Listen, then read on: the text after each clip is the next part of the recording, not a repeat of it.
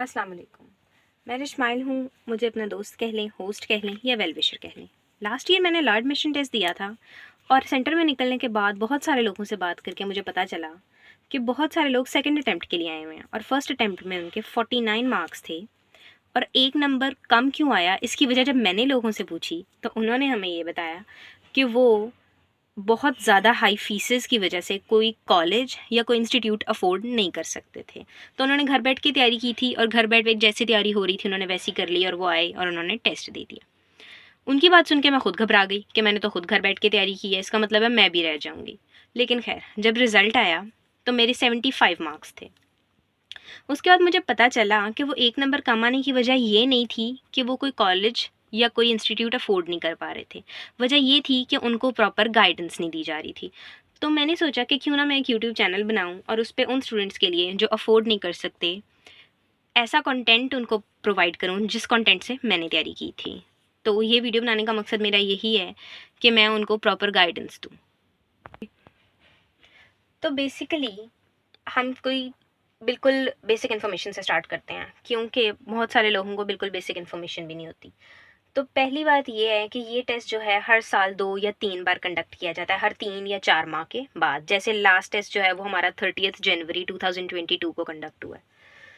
Total जो होता है ना, ये टेस्ट 100 मार्क्स का होता है और आपने 50 मार्क्स लेने होते हैं पास होने के लिए। और पास होने के बाद आप किसी भी कॉलेज, जो भी एफिलिएट कॉलेजेस होते हैं, या किसी भी यूनिवर्सिटी के में 5 ईयर LLB प्रोग्राम में एडमिशन ले सकते हैं। पहले 3 ईयर LLB प्रोग्राम भी होता था, लेकिन अब वो ख़त्म कर दिया गया। और मोस्टली स्टूडेंट्स के 49 मार्क्स आते हैं फर्स्ट अटेम्प्ट में। उसके पीछे मैं आपको रीजंस आगे गाइड करूँगी। तो अब हम बात करते हैं कि मार्क्स की डिस्ट्रीब्यूशन कैसे होती है और कितने क्वेश्चंस आते हैं। सबसे पहले हमारा जो मोस्ट इंपॉर्टेंट क्वेश्चन होता है वो एसए का आता है, जो कि 15 मार्क्स का होता है।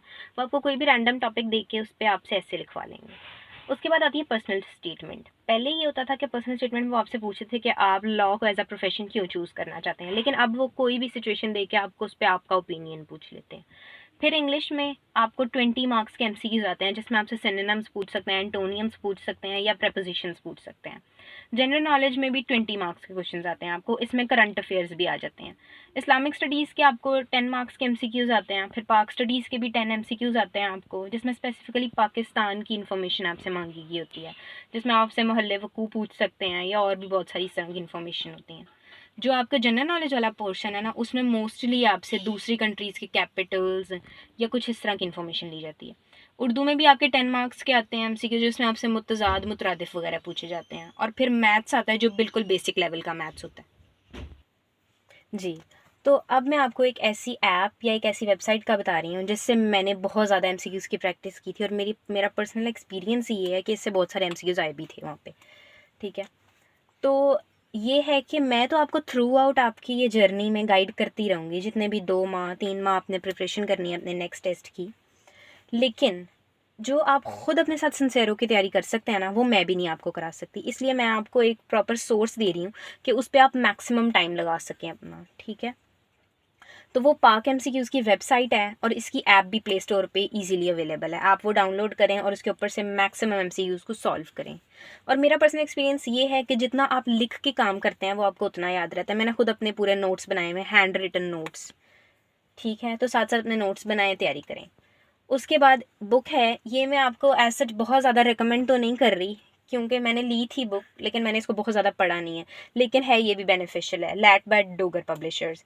ये मैं इनकी कोई पब्लिसिटी नहीं कर रही, ये बुक मैंने ली हुई है। ठीक है, और इसके अलावा अगर आपको मेरी वीडियोज़ में कोई भी प्रॉब्लम हो तो आप कमेंट सेक्शन में भी बता सकते हैं। लेकिन अगर आप कोई मतलब बहुत ज़्यादा आपको कोई प्रॉब्लम आ रही है किसी चीज़ में और आप उसके ऊपर चाह रहे हैं कि स्पेसिफिक वीडियो बनाई जाए, तो ये मेरी ईमेल आईडी, आप इस पर कॉन्टैक्ट भी कर सकते हैं, reshsays89@gmail.com।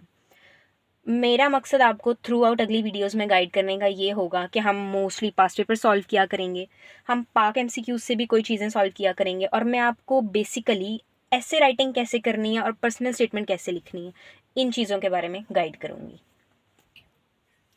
तो आखिर में मैं आपको ये बताना चाह रही हूँ कि नेक्स्ट मेरी वीडियो बहुत जल्दी आएगी इंशाल्लाह, और उसमें हम लास्ट ईयर में जो पास्ट पेपर्स थे उनको डिस्कस करेंगे, और जो 30 जनवरी को पेपर हुआ है लैट का लास्ट, उसके पास्ट पेपर को भी हम डिस्कस करेंगे कि उसमें किस तरह के क्वेश्चंस आए